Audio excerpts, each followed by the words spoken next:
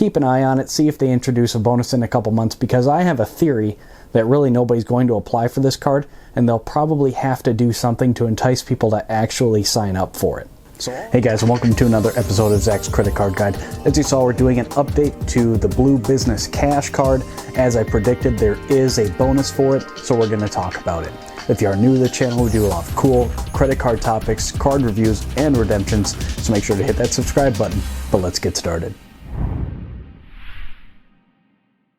So guys, real quick video because there's really not much to talk about. This is a minor update to the Blue Cash Card that we talked about a few weeks ago when it was launched. This is a business card from Amex. I'll throw a card right there if you want to watch that video. It covers the whole card in detail, but very briefly, it's a 2% cash back on all purchases business card from Amex. And there's really not much to talk about beyond that because it's a pretty basic card. But they launched it a few weeks ago with no bonus at all, which is kind of unusual for any card, but even more for Amex. I really haven't ever seen them do that before. And as I predicted, probably nobody's really signing up for this card because one, it's not very competitive. It's just 2% cash back on everything, which is okay. But then two, no bonus. So there's really no incentive to apply for it.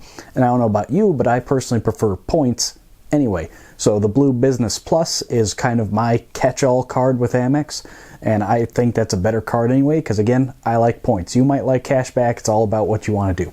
But anyway, they've introduced a bonus on this card, kind of like I thought they would have to entice people to sign up for it. Now they are offering $500 cash back when you open the card and meet the minimum spending requirement. Now, this minimum spend, sit down, trust me. It's a pretty obnoxious spending requirement for $500. So it's two pots, $250 and $250, and you have to spend $5,000 in 6 months to get $250. And then if you do it again in the first year, they'll give you another $250. So $500 for spending $10,000 in a year on this card. Now, that only breaks out to 5% back. And the way I judge bonuses, I think it's a pretty good metric to use, is just calculating that value that you're getting back in that bonus. So a lot of times when you calculate the value that you're getting divided by, say, like $3,000 in 3 months, a lot of times that can come out to like 20% back that you're getting in value, either points or cash back or whatever. And that's pretty common to get like 15, 20, 25, even 30% back, sometimes even more than that, if you're just looking at that introductory period. So this only breaks out to about 5% back. Now, that might seem a little absurd, and some of us who are in this points and miles game, we aren't probably even going to really look at this card. We're looking at other stuff, $10,000 in spending, not even counting multipliers and everything else. I would rather put all that spending like on a Chase card and get like 10,000 UR points. Again, there's going to be multipliers and stuff, but just stick with me. I would rather get like UR points or even MR points with Amex rather than just spending $10,000 on a 2% back card. Now let's just say that you're the kind of person that just wants to get one card, that you're not really knee deep in this and you're doing spreadsheets and all this other crap and getting new cards every couple months. If you just want to get one card, if you're just someone who stumbled across this video and you're considering this card, again, it's a fine card. There's really nothing wrong with it. I personally think there are just better cards out there. So if you're just looking at getting one card, this is really the only person I think should even bother with this card. If you're just going to get one and you're putting spending on that card, it gets 2% back on everything. So if we're going to break out that minimum spend requirement that's getting you 5%, again, $500 divided by $10,000 is a 5% return. Add on the 2 that you're getting everywhere. Now it's 7% back on everything for the first year.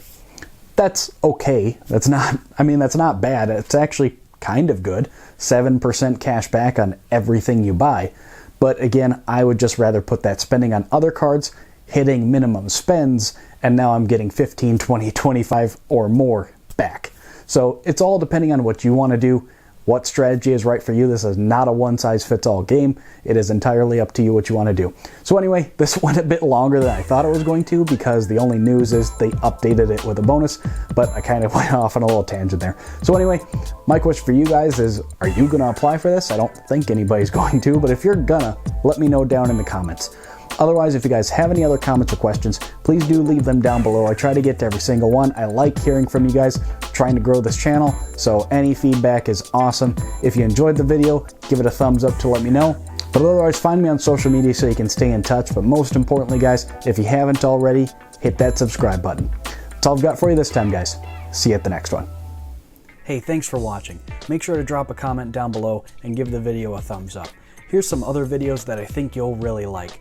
Make sure to subscribe to the channel so you don't miss any future videos, and I'm on Facebook and Twitter as well. See you at the next one.